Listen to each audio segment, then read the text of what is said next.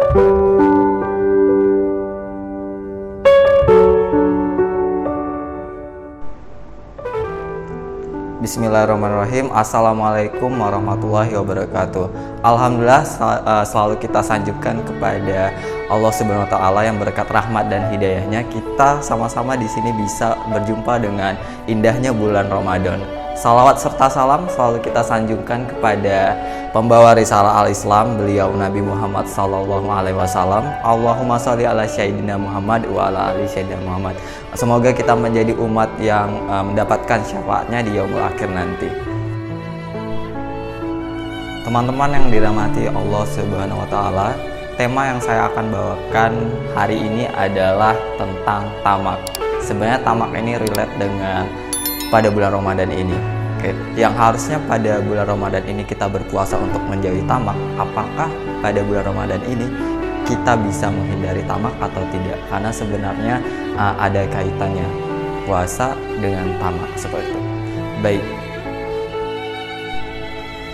Tema tamak. Jadi tamak ini adalah sifat buruk manusia yang sebenarnya saya rasa semua orang pasti ada rasa itu sebenarnya. Tergantung kita mengontrol sifat itu. Tamak merupakan bibit dari sifat egoisme. Oke, apabila kita terus menjaga sifat itu dalam hati kita, maka hati kita akan rusak. Dan itu akan menimbulkan sifat buruk dari diri kita sendiri. Itu bisa merusak dari niat kita yang awalnya ingin berbuat baik, akan rusak. Kemudian motivasi kita ingin berbuat baik juga rusak. Semua amal perbuatan baik yang kita lakukan juga rusak karena adanya sifat tamak ini. Jadi ada korelasi antara tamak dengan hati. Apabila hati sudah rusak karena tamak, maka semua tingkah laku kita juga akan rusak. Karena yang kita tahu bahwa yang menggerakkan tingkah laku kita itu adalah otak dan hati. Baik, tadi kita sudah menjelaskan apa sih yang dimaksud dengan tamak. Sebenarnya tamak ini ada temannya sendiri, sisi positifnya lah ya. Nah, sisi positif dari tamak temannya itu adalah kerja keras. Jadi ada kaitan antara tamak dan kerja keras, itu beda tipis sebenarnya, tergantung kita melakukannya apa gitu. Kalau sebenarnya tamak itu temanya adalah kita menginginkan sesuatu tanpa memikirkan bekal akhirat nanti. Jadi yang kita kejar di sini adalah hal yang bersifat duniawi saja. Nah, itu adalah tamak. Sedangkan kerja keras sebenarnya konteksnya sama, tapi di sini kita menginginkan sesuatu dengan hasil akhirnya itu kita berharap dunia maupun nanti di akhirat. Ada satu kisah yang benar-benar sangat menarik bisa kita bahas tentang tamak itu sendiri. Jadi ini dikisahkan Nabi Isa alaihissalam gitu ya. Jadi Nabi Isa alaihissalam ini berkenalan dengan satu sahabatnya. Nah, sekedar bertemu dan berkenalan ya. Lalu mereka bisa kita katakan hiking ya di suatu sungai. Jadi mereka sedang jalan di sana. Lalu setelah jalan beberapa perjalanan, Nabi Isa alaihissalam mengeluarkan bekal yang dia simpan, yaitu 3 roti. Nah, 3 potong roti ini beliau sisihkan untuk dia 1 potong, kemudian 1 potongnya itu untuk temannya tadi, dan 1 lagi ditaruh di situ dulu gitu ya. Emang dibiarkan ditaruh di situ. Kemudian Nabi Isa alaihissalam itu setelah makan roti, beliau pergi ke tepian sungai untuk membersihkan cuci tangan atau apa. Beliau pergi ke sungai. Dan ketika balik lagi ke temannya, ternyata 1 roti yang tadi dibiarkan itu yang sebenarnya itu untuk disimpan sih. Nah, ternyata beliau lihat itu tidak ada lagi di sana. Nah, beliau langsung bingung dong, langsung bertanya ke sahabatnya, karena kan di sana cuma ada sahabatnya tersebut. Jadi langsung bertanya, kemana roti tadi? Siapa yang memakannya? Lalu sahabatnya itu berkata, aku tidak tahu kemana roti itu. Seperti itu. Jadi sebenarnya kita bisa berpikir bahwa roti itu dimakan sama sahabatnya, sedangkan sahabatnya bilang tidak tahu. Seperti itu. Setelah mendapatkan jawaban yang tidak mengenakan, ternyata sahabatnya tidak mengakui apa yang dilakukan. Baiklah, beliau langsung ya sudah merelakan itu. Tapi beliau lanjutkan perjalanan dengan temannya tersebut atau sahabatnya, berjalan lagi. Kemudian melihat 3 rusa, di mana 3 rusa ini 1 induk dan 2 anaknya. Lalu Nabi Isa alaihissalam memanggil rusa yang anaknya 1 datang ke mereka. Lalu rusa tersebut disembelih lalu dimakan untuk Nabi Isa alaihissalam dengan sahabatnya tadi.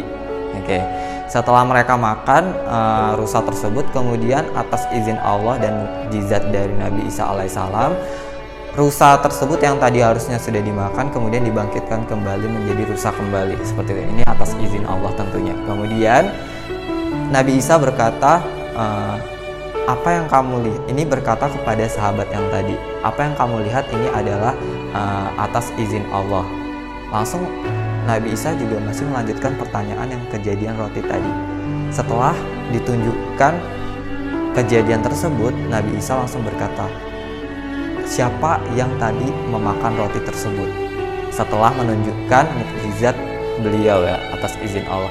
Tapi tetap saja walaupun sahabat itu tahu keajaiban tersebut, tetap sahabat tersebut tidak mengaku bahwa dia yang memakan roti tersebut. Jadi dia bilang, saya tidak tahu, seperti itu. Setelah insiden rusa tadi, dan ternyata sahabat ini belum mengaku bahwa dia yang sudah memakan roti tadi, walaupun sudah ditunjukkan mukjizat dari Nabi Isa alaihissalam. Lantas Nabi Isa alaihissalam tetap melanjutkan perjalanan bersama sahabat tadi. Kemudian tiba-tiba setelah mungkin berjalan beberapa menit, kemudian Nabi Isa alaihissalam berhenti dan duduk mengambil 3 buah kerikil seperti itu. Nah, kemudian atas izin Allah dan mukjizat beliau, 3 kerikil tadi diubah menjadi 3 emas. Nah, 3 emas ini rencananya Nabi Isa alaihissalam akan membagikan untuk Nabi Isa alaihissalam dan sahabatnya tadi. Oke. Nabi Isa alaihissalam berkata kepada sahabatnya, di sini ada 3 emas, 1 untukku, 1 untukmu, seperti itu. Lalu sahabatnya bingung karena masih ada sisa 1 lagi kan. Jadi sahabatnya berkata, lantas 1 emas lagi itu mau dikemanakan, seperti itu. Nabi Isa alaihissalam berkata, 1 emas ini akan aku berikan kepada orang yang sudah memakan rotiku tadi, seperti itu. Jadi karena perkataan Nabi Isa alaihissalam seperti itu, langsung tiba-tiba sahabat tadi berkata bahwa aku yang melakukan dan aku yang memakan roti tadi. Jadi emas tadi untuk aku, karena kamu sudah bilang seperti itu bahwa yang memakan roti akan mendapatkan emas, dan aku sudah mengaku bahwa aku yang sudah memakan roti tersebut, seperti itu. Lantas ternyata sudah diakui perbuatannya. Nabi Isa alaihissalam langsung tidak hanya memberikan 2 emas, tapi langsung memberikan yang milik dia tadi juga 1. Jadi totalnya ada 3 emas yang diberikan kepada sahabat tersebut. Karena Nabi Isa alaihissalam sudah mungkin sudah capek sudah tidak mau berjalan lagi dengan orang yang seperti itu. Langsung Nabi Isa alaihissalam meninggalkan sahabat tadi, memberikan emas, kemudian pergi jalan sendiri, seperti itu. Setelah Nabi Isa alaihissalam berpisah dengan sahabatnya, di sini kita perhatikan dengan adegan sahabatnya. Jadi sahabatnya ternyata sendiri di hutan tersebut karena dia sudah ditinggal Nabi Isa alaihissalam dengan membawa 3 emas tersebut. Selama perjalanan sahabat tersebut, ternyata ketika dia membawa emas, dia dihadang dengan 2 perampok. Oke, 2 perampok itu ternyata tahu sahabat itu punya 3 emas.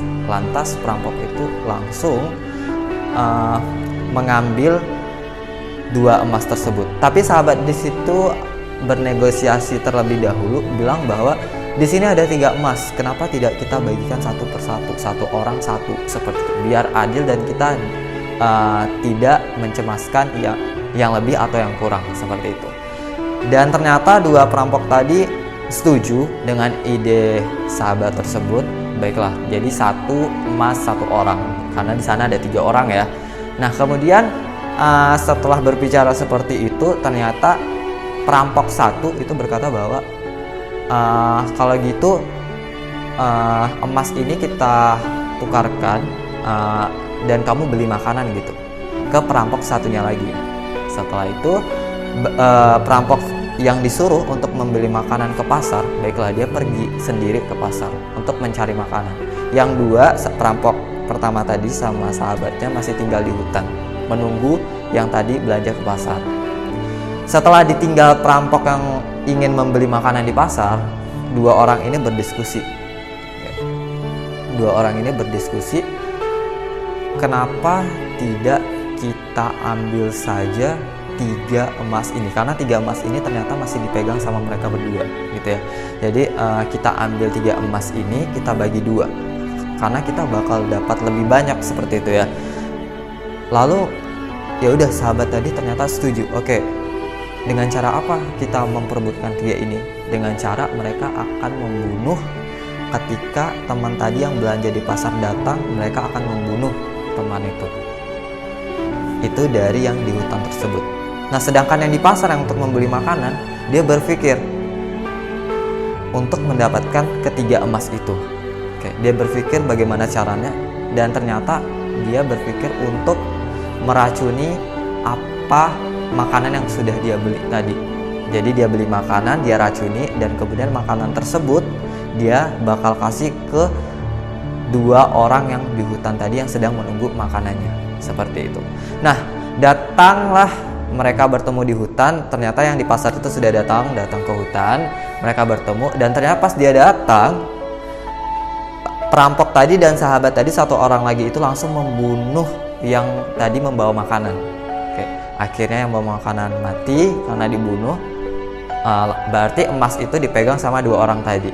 Lalu karena mereka juga dalam kondisi yang lapar, mereka pastinya langsung makan makanan yang dibawa tadi temennya. Sedangkan teman yang membawa makanan tadi sudah mati ya, karena sudah dibunuh.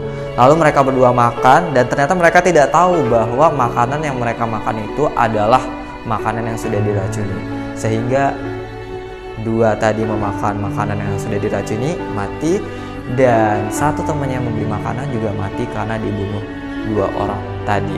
Jadi di sini ketiga-tiganya mati hanya karena untuk memperebutkan 3 emas.